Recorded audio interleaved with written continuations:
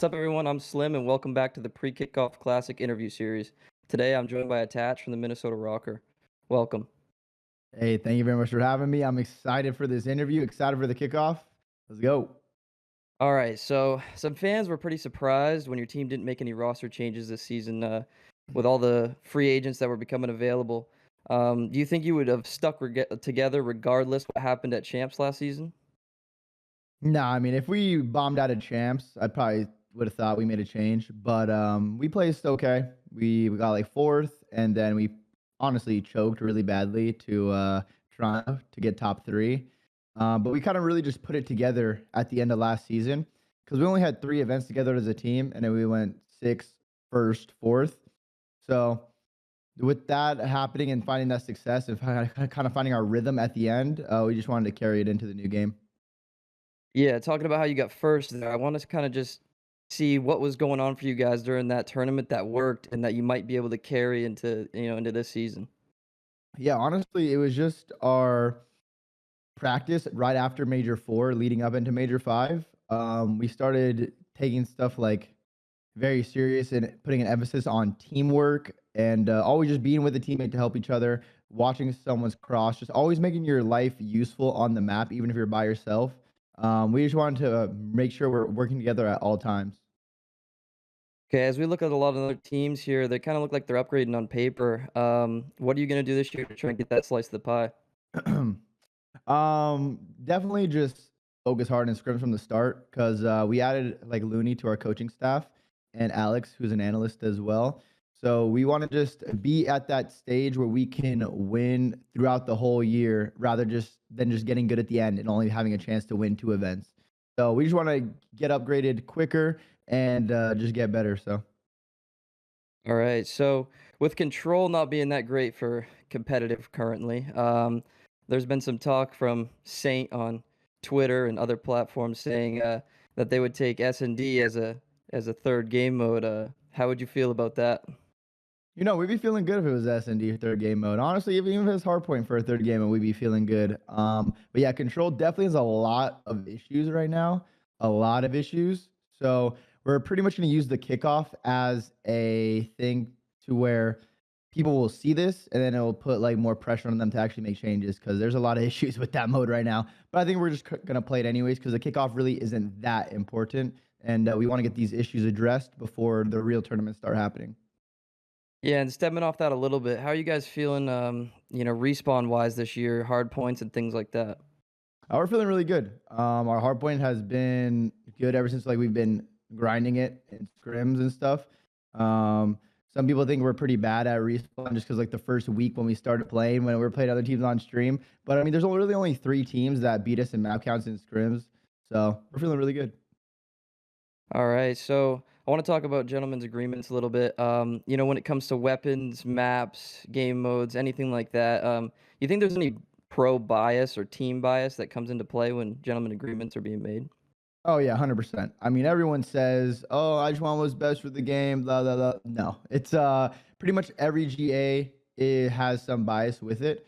And that's just how everyone is. So if anyone tells you there might be a few individual players who try to keep it as or don't be as biased as possible, but there's always bias with it. All right, so coming into the Kickoff Classic, your first matchup is going to be against either New York or Boston. Who are you looking to play out of those two? Um, I want to play Boston probably because they've been like doing pretty good online, and just want to see if they're still really good. But honestly, I would love to play New York too because like I think we have the toughest matchup after like the round one matchups, like the 2 round one teams, like both Boston and New York are really good. So I'm just down to play both teams. I just want to play some COD. Um, let's say you get a chance to make it to the final here. Who are you looking to play against in the final? Well, if we win our round 2 match, we play FaZe because originally I would say FaZe. But if we win that, we play FaZe already if they win. So OpTic All or right. Toronto, OpTic or Toronto, whoever they put up there, put them up there. We're gonna knock them down. I'd love to hear it. This year, going into the season, is there any particular team that you kind of, really want to beat, or any team that you feel like you're going to have a rivalry with going into the season? Nah, it's hard to say. I think those kind of develop over time and throughout the course of the year. So I don't think we have like a one specific team. I just think our goal is to go out there, be the best, and win as many tournaments and matches as possible. All right. Last year we saw the Battle of the North. That was always a good matchup. Minnesota and Toronto.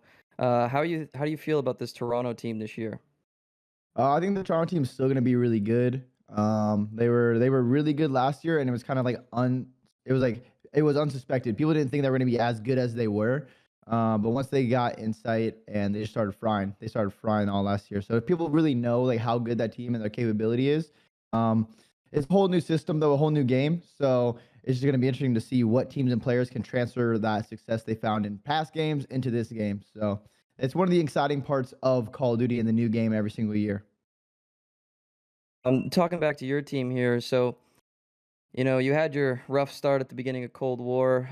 Major was dropped and then eventually picked back up. I want to kind of figure out what didn't work the first time and maybe what helped you guys succeed when you came back on the team. The first time I think like it was just the roles were all messed up. We had like Mike and Lamar accuracy, which are two relatively slower players, and then I think Preston and I were running SMGs, and so I feel like the roles are just kind of like mixed up, and our pacing wasn't that good as a team. And so once we got Standy, like we saw instant improvement with him. But then when we eventually made another roster change and benched accuracy and brought Mike back, um, I don't know. I don't know what really just clicked, but it just kind of clicked, and it just started working. I wouldn't really say it was like a specific reason I could detail, but we all just were working really well together. Right. So far through scrims and everything like that, who do you think the top 5 teams are right now? Through scrims, I would probably say FaZe, OpTic, Boston, and that's it. That's it? You don't Yeah. you don't consider yourself anywhere Oh, I close mean, to well, them yet or what? nah. I mean, I'm not gonna put us in there, but I would say there's those. Yeah, yeah, you could throw Toronto and Seattle in there. Now you can throw Toronto and Seattle in there. And is that in order or is that just top Mm, 5? I would say it's in order. All right. Well, that's all I've got for you today, so thanks for coming on and I really appreciate your having your time here. Hey, thank you for having me. I appreciate it.